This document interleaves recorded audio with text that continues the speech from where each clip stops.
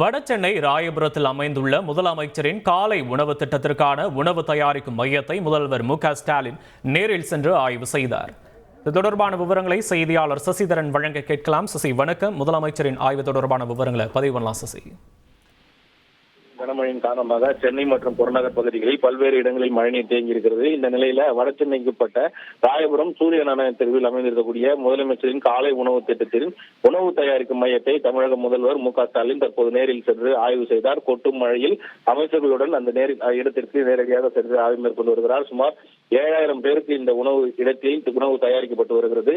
அனைத்து இடங்களுக்கும் அனுப்பும் பணிகளை நேரடியாக முதல்வர் ஆய்வு மேற்கொண்டால் உணவு தயாரிப்பதற்கான மூலப்பொருட்கள் அனைத்தும் தயார் நிலையில் இல்லதால் தேவைகளை உடனே பூர்த்தி செய்து கொள்ளுங்கள் என அமைச்சர்களுக்கு உத்தரவிட்டார். கொட்டும் மழையில் ஏற்கனவே இருக்கக்கூடிய அந்த சட்டமன்ற உறுப்பினர்களுக்கும் மாநகராட்சி அதிகாரிகளுக்கும் உணவு தங்கு தடையின்றி மழை பாதிக்கப்பட்டுள்ள பகுதிகளுக்கு நேரடியாக பொருட்கள் உடனடியாக செல்ல வேண்டும்.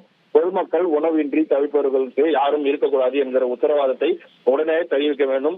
தேவைகள் ஏதேனும் இருப்பினும் உடனடியாக தொடர்பு கொண்டு அமைச்சர்களை பொருட்கள் அனைத்தையும் வாங்கி தேவைகள் வைப்பதற்கும் அறிவித்திருக்கிறார். இதே போன்று இரவு நேரத்திலும் உணவு அனைவருக்கும் சென்றுவிட வேண்டும் என அதிகாரிகளுக்கு அவர் உத்தரவு ஒன்றை பிறப்பித்திருக்கிறார். விவரங்களுக்கு நன்றி சசிதரன்.